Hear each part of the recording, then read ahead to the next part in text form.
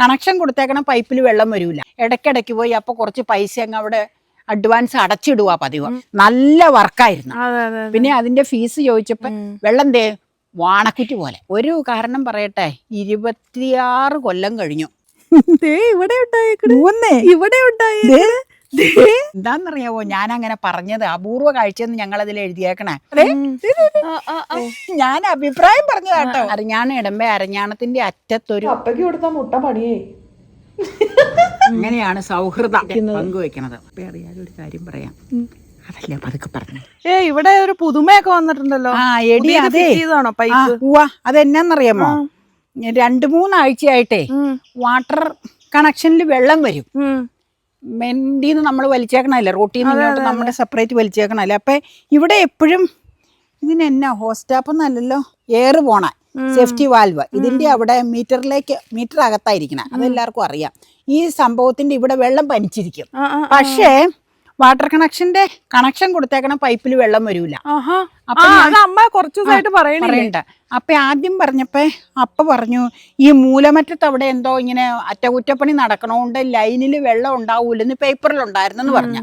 അത് ഞാൻ പറഞ്ഞു 2-3 ആഴ്ചയായിട്ട് അങ്ങനെ വെള്ളം ഉണ്ടാവാതിരിക്കൂല. അപ്പൊ അടുത്ത 1-2 വീടുകളിൽ ചോദിച്ചപ്പോ ഇങ്ങോട്ട് തന്നെ വീടുകളിൽ 2-3 വീടുകളിൽ പരിസരത്തുള്ളയിടത്തുണ്ട്. അവിടെയൊക്കെ ചോദിച്ചപ്പോൾ പറഞ്ഞു, ചേച്ചി ഏതെങ്കിലും സമയത്ത് വെള്ളം വന്നുണ്ടോ, 1-2 ദിവസമൊക്കെ വന്നോളെന്ന് പറഞ്ഞു. അപ്പൊ തന്നെ വാട്ടർ അതോറിറ്റിയിൽ അപ്പൊ പോയി. നമ്മളെങ്ങനെയാന്ന് വെച്ച് കഴിഞ്ഞാൽ വാട്ടർ അതോറിറ്റിയിൽ മീറ്റർ റീഡിങ് നോക്കാൻ വന്നതിന് മുമ്പ് തന്നെ ഇടയ്ക്കിടയ്ക്ക് പോയി അപ്പൊ കുറച്ച് പൈസ അങ്ങ് അവിടെ അഡ്വാൻസ് അടച്ചിടുക പതിവ്.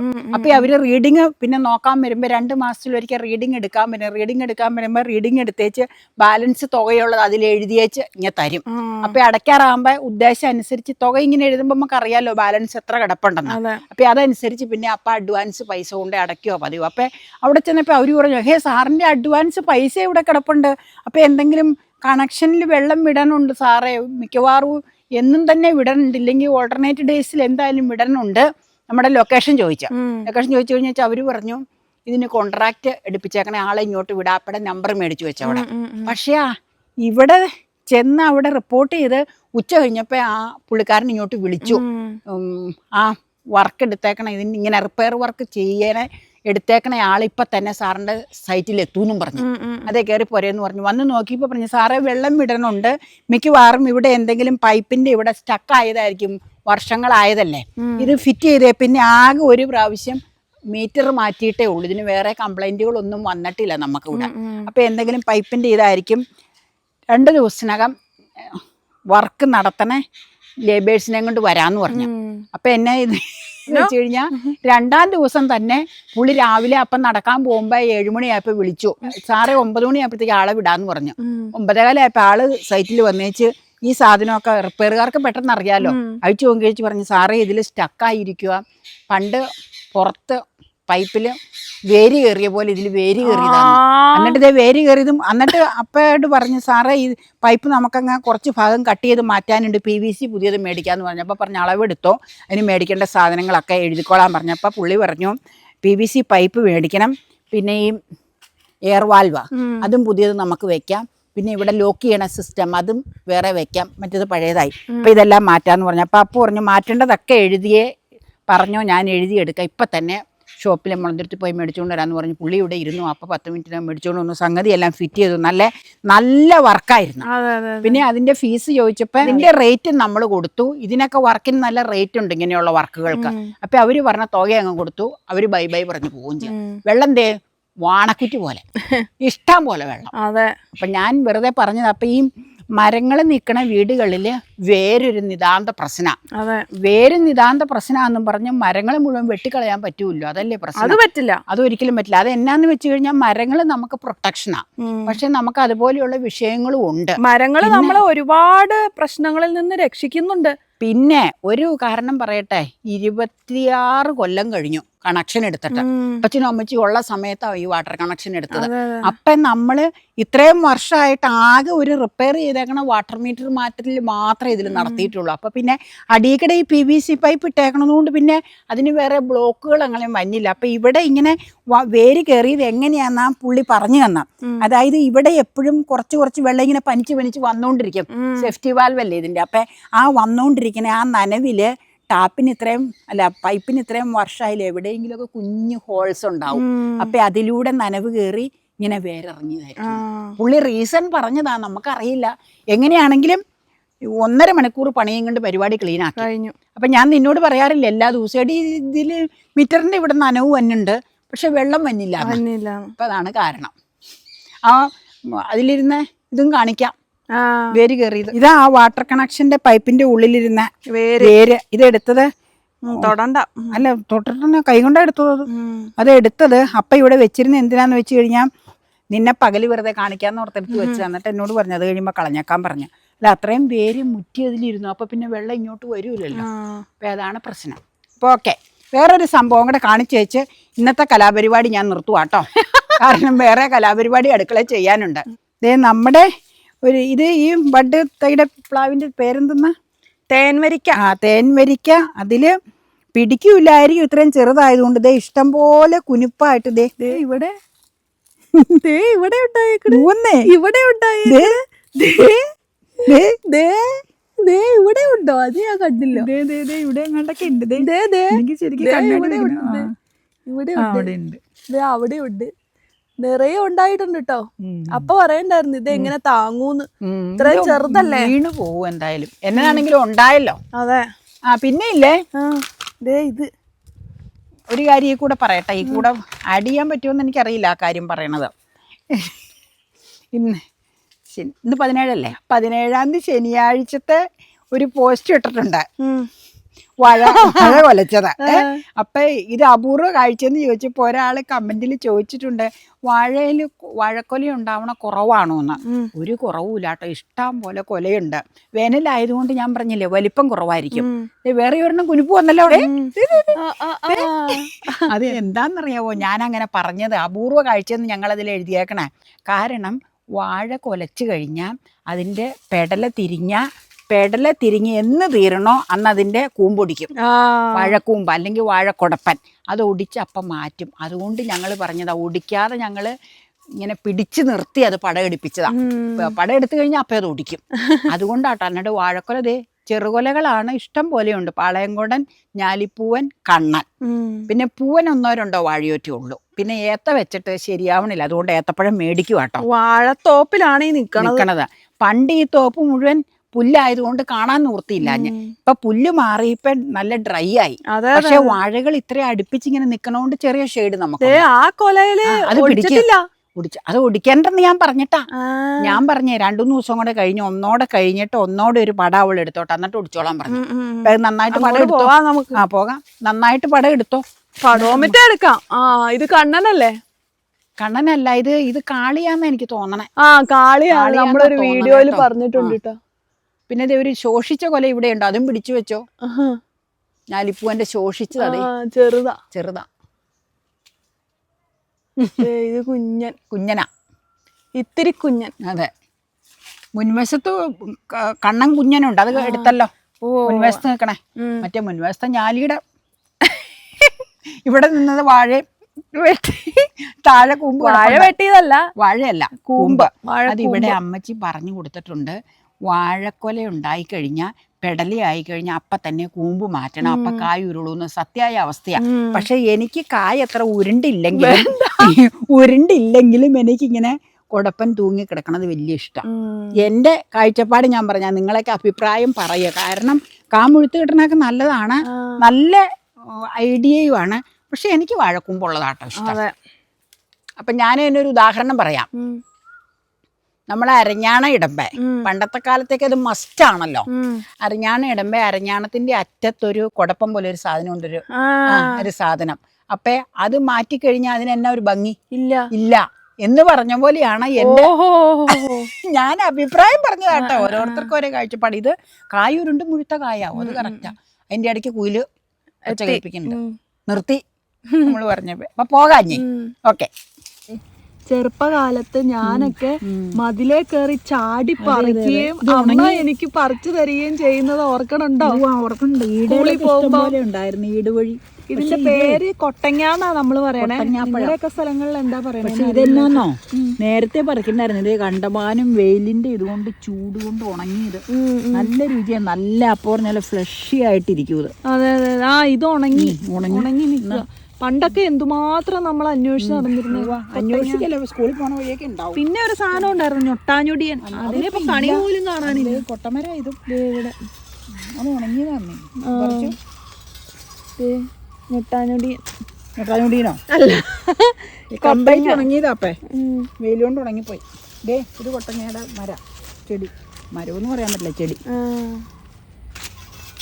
ഈ കൊട്ടങ്ങപ്പഴം എനിക്ക് എന്ത് ഇഷ്ടമാണെന്നറിയോ? പണ്ടത്തെ അതേ രുചി തന്നെ ഫീൽ ചെയ്തട്ടോ. പണ്ടത്തെ വളരെ കേമപ്പെട്ട പാണൽ ചെടിയിലുണ്ടായ പഴാണിത്. പാണൽപ്പഴം. ദേ പറിച്ചെടുക്കാം, തിന്നാൻ നല്ലതാ, നല്ല കാമ്പാ ഇതിന്. ഏതായാലും ഇത് ഉണങ്ങിയില്ല, അതുകൊണ്ട് ഇങ്ങനെ ഇങ്ങ് ഒടിക്കാം നമുക്ക്. വേറെ ഉണ്ട് കേട്ടോ, അവിടെ നിന്ന് പറിക്കാം. ഞാനിത് കണ്ടിട്ട് പോലുമില്ല. ഞാൻ തിന്ന് കാണിക്കാം, നല്ല ബൾബ് പോലെ ഇരിക്കും. ഞങ്ങൾ സ്കൂളിൽ പോകുമ്പോൾ പറിച്ചു തിന്നുമായിരുന്നു. അടിയിലൊക്കെ ഉണ്ട് കേട്ടോ. പറിച്ചെടുക്കാം, ബൾബ് പോലെ ഇരിക്കണം. ഓരോന്നും ഞടത്താം, ഒടിച്ചെടുക്കാൻ പാടാ ഉണങ്ങിയത് കൊണ്ടേ.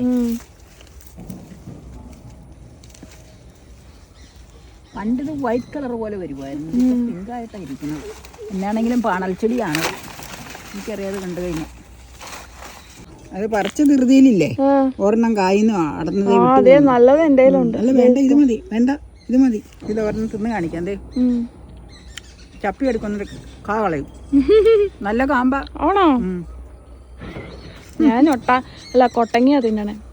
അത് ഉണങ്ങിപ്പോയില്ലേ, മൊത്തം എടുത്ത് തിന്നുക, പെറുക്കി പെറുക്കി. നല്ലതാ, ഓർമ്മയിലേക്ക് പോയി ചെറുപ്പം.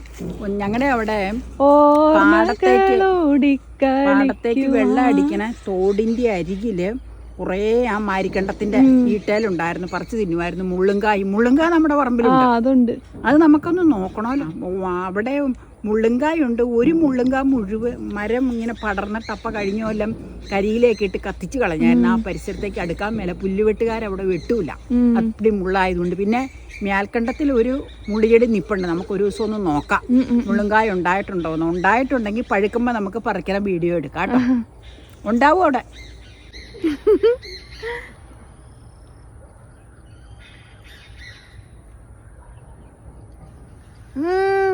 നല്ലതല്ലേ? നല്ല. ഞാൻ ആദ്യമായിട്ടത് കഴിക്കണേ. But it's very nice. ഭയങ്കര സോഫ്റ്റാ, തൊടുമ്പുഴ ഇങ്ങനെ പൊട്ടിപ്പോരും അല്ലേ? കാകളേനോട്ടോ. ഇതിന് 650 രൂപ, 680 റുപ്പീസ്. ഈ വില തന്നെയല്ലോ, ഓഫർ അല്ലല്ലോ. അല്ല, ഇത് ഓഫറിന്റെ സമയത്ത് മേടിച്ചതല്ല. ഇത് ഇത്ര വേഗം പൊട്ടിച്ചോ? അല്ല, അത് ചുമ്മാ പൊക്കിയാ മതി. അത് വെറുതെ വെച്ചേക്കുവായിരുന്നോ? വെറുതെ അല്ല, അകത്തേക്ക് ചേർത്ത് വെച്ചേക്ക. അപ്പൊ ഇതിനകത്ത് തന്നെ ഇട്ട് വെക്കാലോ. ആ കത്തി അന്നേരം ഞാൻ വിചാരിച്ചു ഇത് മറ്റേ ടിൻ പോലത്തെ ആന്നാ, മിൽക്ക് മെയ്ഡ് ഒക്കെ പൊട്ടിക്കണ പോലത്തെ.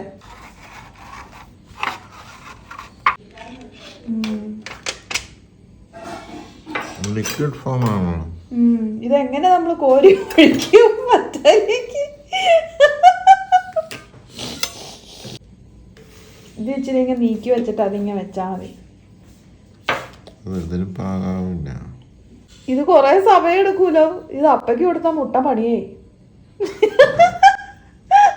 ഇത് എത്ര നേരം കൊണ്ട് ഇത് കോരി ഒഴിച്ച് കഴിയണേ?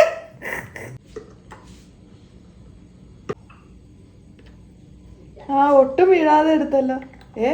അവിടെ കുറച്ച് കട്ടിയായിട്ട് കിടപ്പുണ്ട്.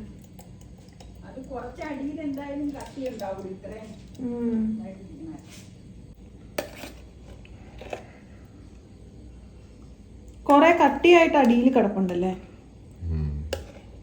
അതിപ്പോ ഫ്രിഡ്ജിലേക്ക് അങ്ങ് വയ്ക്കുമ്പോ എല്ലാം കൂടെ ഒരുമിച്ച് കട്ടിയായിക്കോളും. ഇളക്കി എടുക്കണമെന്നേ ഉള്ളൂ. നല്ല മണമുണ്ട്. അല്ല, ഇളക്കുവും വേണ്ട. എന്നാന്ന് വെച്ച് കഴിഞ്ഞാൽ അത് ഒന്നിച്ചങ്ങ് സെറ്റായി കഴിഞ്ഞാൽ വെളുത്ത നിറമായിരിക്കും എല്ലാം.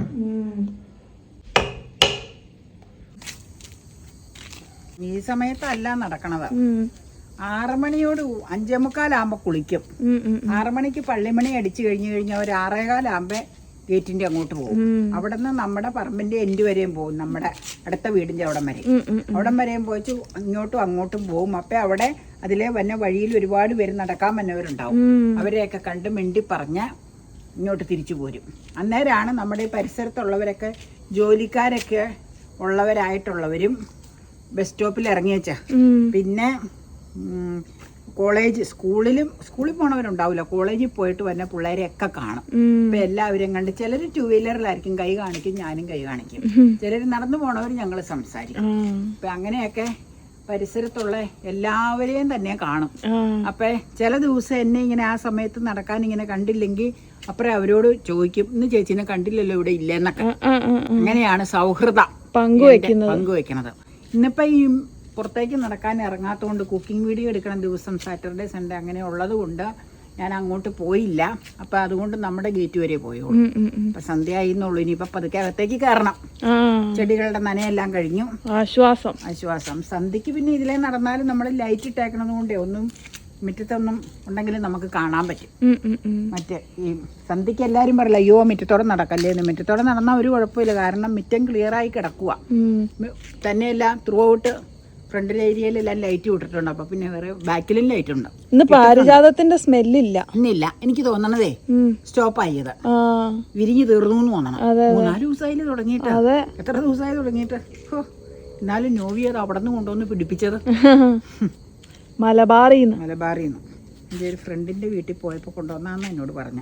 അത് ഇച്ചാച്ചൻ അതവിടെ ഇത് ഉണ്ടായി കഴിഞ്ഞപ്പോൾ എനിക്ക് തന്നു. സൂസൻ കൊണ്ടുപോയി. അത് പിന്നെ അവക്കടെ വീടല്ലേ. പിന്നെ കോട്ടപ്പള്ളിയിൽ അമ്മായി കൊണ്ടുപോയി. നെയ്ച്ചാച്ച കൊണ്ടുപോയെന്ന് പറഞ്ഞു. അങ്ങനെ അവർക്കൊക്കെ ആയി പൂക്കളുണ്ടായി. നമ്മൾ പാരിജാതം എന്ന് പറയണം അല്ലേ? ഇനിയിപ്പം അതിന്റെ ഒഫീഷ്യൽ നെയിം നമുക്കറിയില്ല കേട്ടോ. രാത്രി മുല്ലാന്ന് ചില വ്യൂവേഴ്സ് കമന്റ് ഇട്ടിട്ടുണ്ടായിരുന്നു. ചിലപ്പോ ആയിരിക്കാം കേട്ടോ, നമുക്കതറിയില്ല. കറ്റാർവാഴക്കൊക്കെ ഇച്ചിരി വളയിട്ട് കൊടുക്കണം. അപ്പൊ അവിടെ നെയ്യ് ട്രാൻസ്ഫർ ചെയ്യാം. കറ്റാർവാഴ നേർത്തൂതേ. ഇപ്പൊ അറിയാതെ ഒരു കാര്യം പറയാം, വഴക്കും പൊടിക്കാൻ മറന്നു. അതല്ലേ പതുക്കെ പറഞ്ഞു. അതുകൊണ്ട് പക്ഷേ ഏതെങ്കിലും ദിവസം കുടിക്കും. ഫോട്ടോ എടുത്തല്ലോ. ഈ കാരണം രാവിലെ ഇവിടെ വീണ് കിടക്കും. അപ്പം അറിയും പോള വീഴുന്നേ രാവിലെ. അന്നേരം അപ്പം തന്നെ കോലും കൊണ്ട് വന്ന് കുടിക്കും. പതുക്കെ എത്രയായിട്ട് പറഞ്ഞാലും രാത്രി കുടിക്കൂല, കാലത്തെ കുടിക്കും. എനിക്കൊരു വലിയ ഇഷ്ടം ഇങ്ങനെ നിൽക്കണ, ഇങ്ങനെ കുനിങ്ങനെ അല്ലേ, നല്ല രസമാണ്.